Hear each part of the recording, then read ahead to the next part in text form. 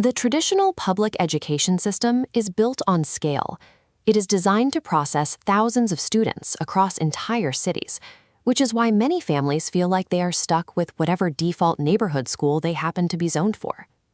In Oregon, charter schools offer a way out of that default assignment.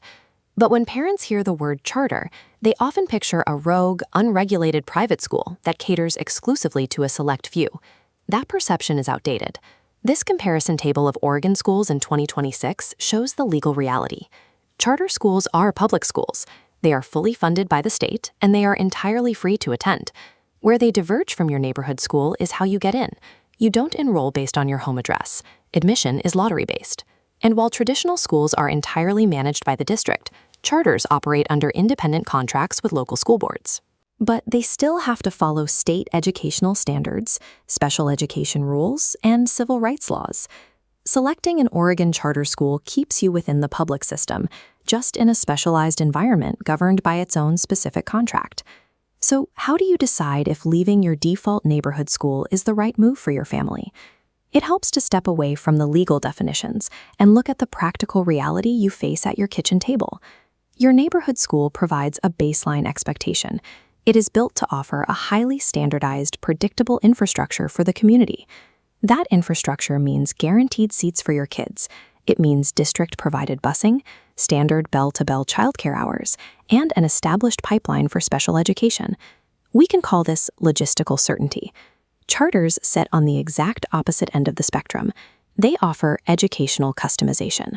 They are built to provide unique teaching methods and highly tailored learning environments that a massive district school simply cannot replicate. The catch is that you rarely get both. Accessing that customized educational environment requires actively trading away the logistical certainty of the traditional district system. Let's follow this decision tree to see how that trade-off actually plays out. The very first hurdle you hit in the charter system is simply getting a seat, because demand in Oregon frequently exceeds supply. By law, charters cannot use selective criteria to decide who gets those seats. They do not test students to see if they are a good fit. They can only filter by age, grade, and whether they have physical space available. When a school has more applicants than desks, the state requires a blind, public lottery. This brings us to our next filter. Can you tolerate enrollment uncertainty? The direct consequence of a blind lottery is zero guarantee your child gets in. This places a heavy burden on families during the application phase. You have to monitor waitlists, track deadlines across multiple schools, and keep a backup plan active at your zoned neighborhood school just in case. The lottery system guarantees fair and equal access on paper. In practice, it means parents have to navigate a long period of logistical limbo and serious application stress. Let's assume you win the lottery and secure a seat. The differences between the systems become immediately obvious on day one. Charter schools have structural flexibility. They have the autonomy to adjust their curriculum, rebuild their organizational structure, and shift their budgeting to fit a very specific, targeted mission. This creates specialized learning niches. You might find intensive small group instruction, language immersion programs, or non-traditional grading methods that focus on project mastery instead of test scores. But specialization has a cost. When a school diverts its limited funding to support niche academics, it pulls that money away from broad, large school infrastructure. You lose the common amenities. Charters rarely offer sprawling extracurricular programs or standardized hot cafeterias. Most importantly, as this visual shows, the transportation burden shifts directly to you. Door-to-door yellow buses are incredibly rare in the charter system.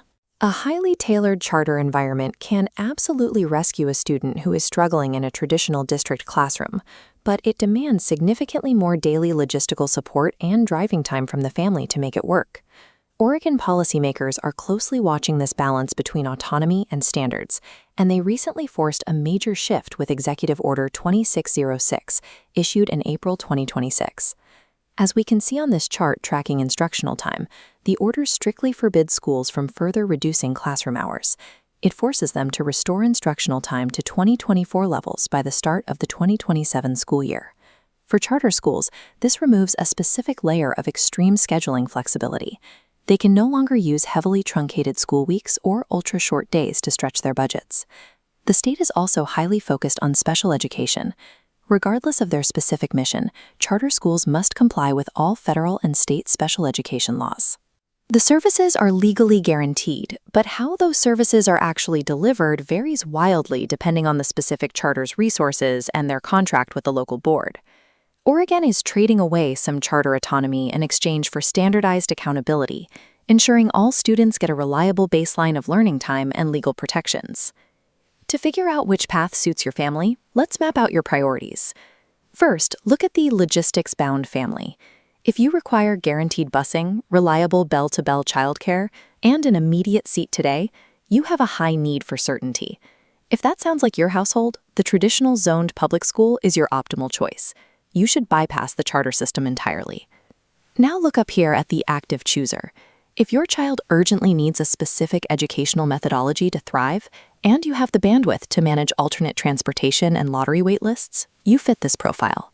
For families in this position, success depends on scrutinizing the charter's mission statement, verifying their special education delivery model, and checking the current bell schedules before applying. Oregon's charter schools provide a public path toward a different educational model, provided the specific mission justifies the logistical effort required to access it.